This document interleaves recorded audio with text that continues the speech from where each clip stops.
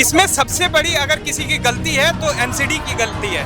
This is organised crime, this is organised murder. और हमारा घर फैकल्टीज का, ये बच्चे फीस देते हैं तब आपका चूल्हा चौका घर का चलता है। यहाँ इनके साथ आइए, इनके साथ खड़े हुइए। कि आज हम जो लड़ाई लड़ रहे हैं वो केवल 3 छात्रों के लिए नहीं है, हमारी जो आगे आने वाली पीढ़ियां हैं वो और ज्यादा खतरे में, क्योंकि आप दिल्ली की बनावट देखिए, दिल्ली की ज्योग्राफी देखिए। हाँ कर रही है बातचीत करने के लिए, पर अब अभ्यर्थियों की बात है तो हमें तो बात तो करनी पड़ेगी कि किसी को तो उत्तरदायित्व लेना पड़ेगा, और यकीनन हम लोग उत्तरदायित्व लेंगे और यहाँ पे खड़े रहेंगे अभ्यर्थियों के साथ, और चाहे प्रशासन कितना भी कोशिश कर ले हम लोग बातचीत जरूर करेंगे। तो अभी क्योंकि अभ्यर्थियों की बात है, यहाँ पे सपने लेकर आते हैं और सपने को यूं मरने नहीं दिया जाएगा, यकीनन नहीं मरने दिया जाएगा, प्रशासन कितनी भी कोशिश कर ले। तो अभी ये भी है कि मांग क्या है अभी यहाँ पे, क्योंकि बहुत बड़ा इंसिडेंट है और यहाँ पे जरूरी है इस चीज को उठाना। सर मांग तो ये है कि पहले चीज तो जो ये सिचुएशन बच्चों के सामने क्लियर किया जाए कि कैजुअलिटी कितनी हुई है जी।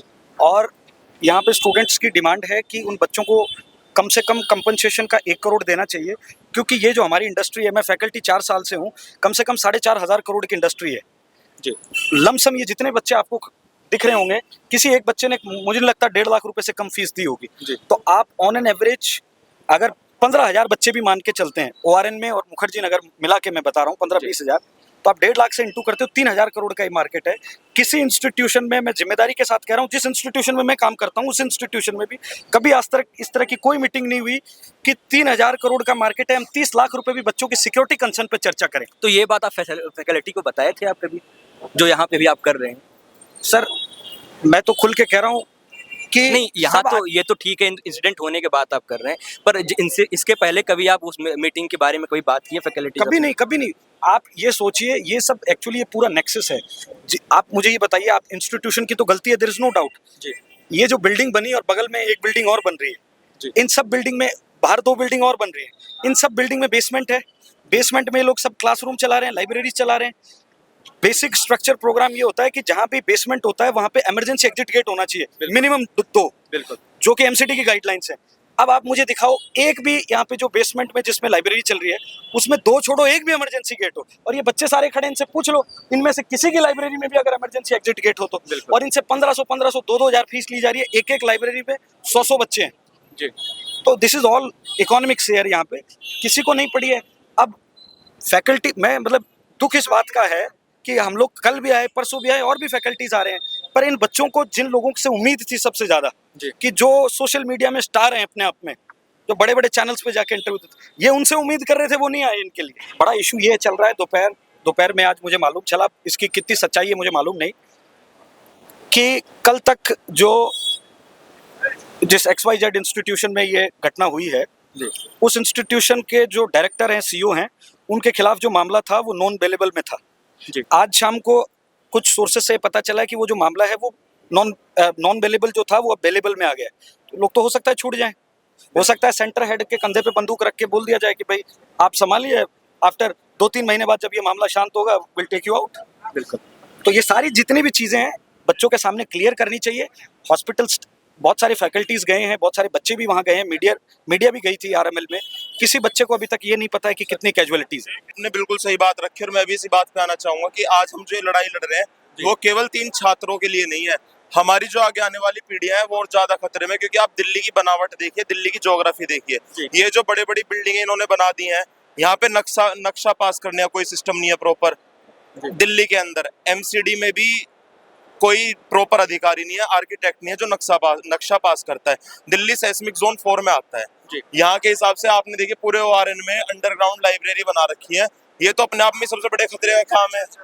अब उस दिन का जिस रास्ते पे खड़े थे आपके कमर तक, इस रास्ते पे उस दिन पानी था, और ये पानी जब पहले तो इसका वाटर लेवल रोड पे, नालियों में पानी नहीं जा पाया, तो रोड पे इसका वाटर लेवल ऊपर आया।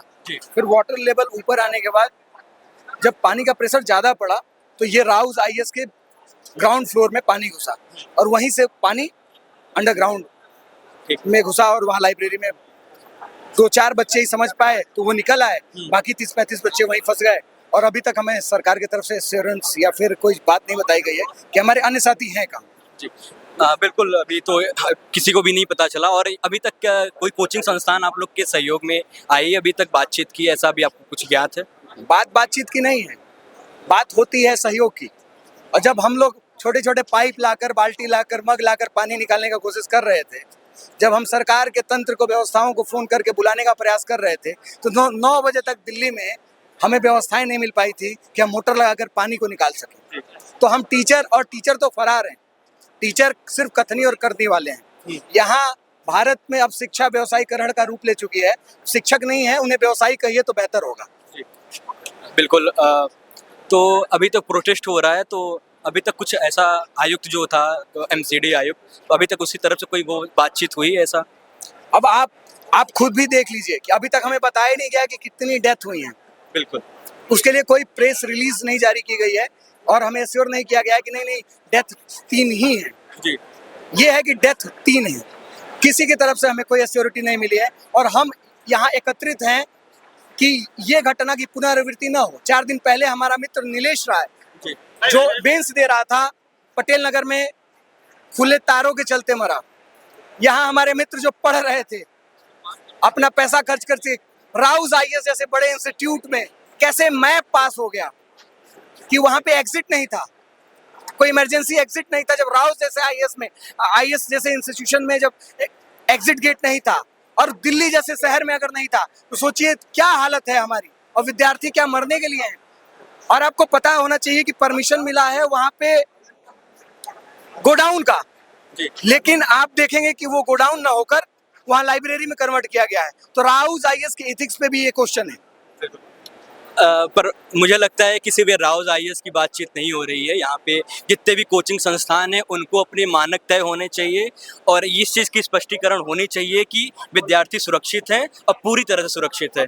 तो ना मेयर आया, इतनी देर से चल रहा है, ना कमिश्नर आया, ना मेयर आया, ना एमएलए आया, ना एमपी आई, बांसुरी स्वराज, कोई नहीं आ रहा।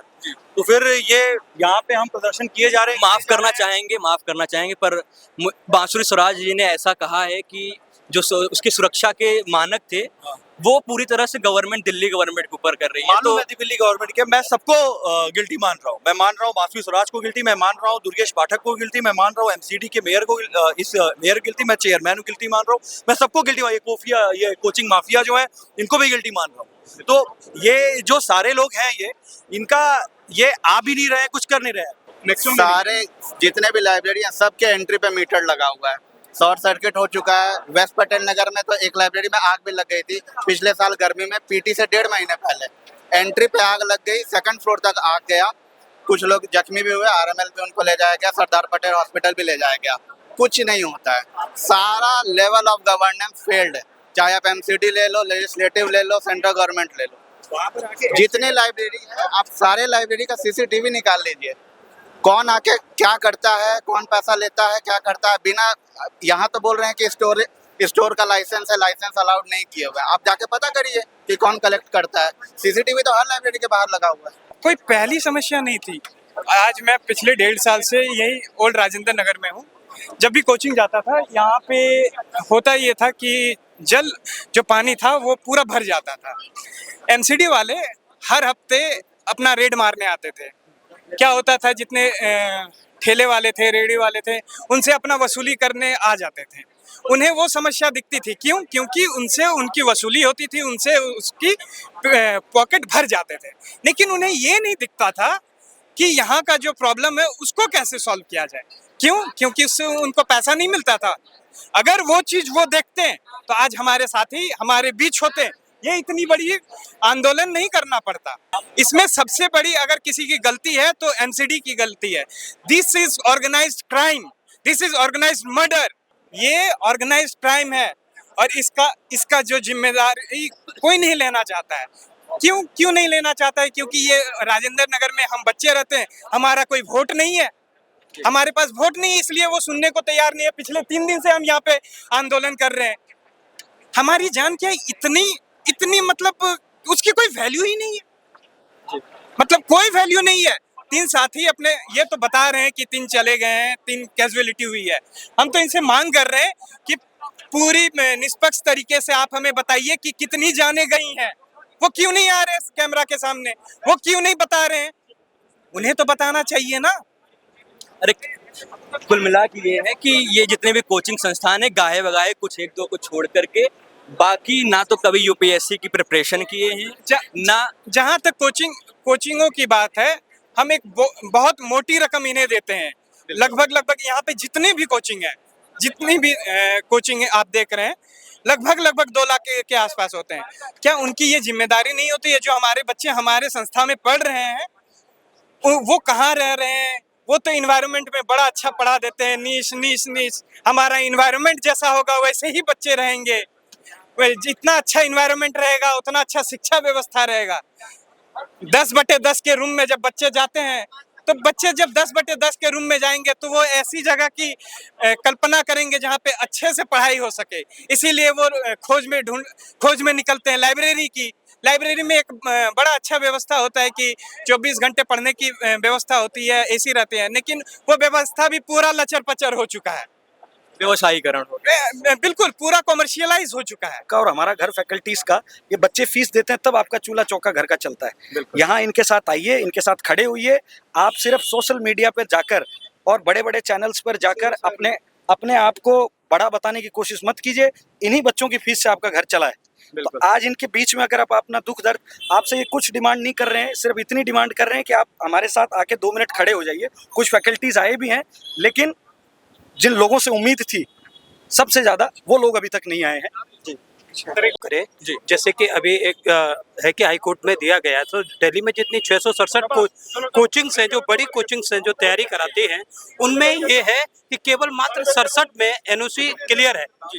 तो लगभग 650 जो कोचिंग्स हैं उनमें एनओसी के नॉर्म्स जो हैं वो पूरे किए जाएं। ऐसा एक आपसे निवेदन है कि आप एक बड़ा प्रोग्राम करें जिससे कि एमसीडी और जो अदर्स स्टेट गवर्नमेंट है उस पर प्रेशर बने। ये एक आपसे निवेदन है।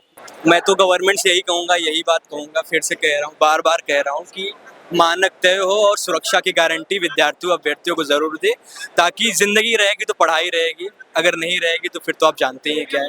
तो बहुत बहुत धन्यवाद हमसे जुड़ने के लिए। फिर से हम लोग बातचीत का ये दौर जरूर करेंगे, बातचीत करेंगे और ऐसी खबरों के लिए जुड़े रहेंगे। बहुत बहुत धन्यवाद।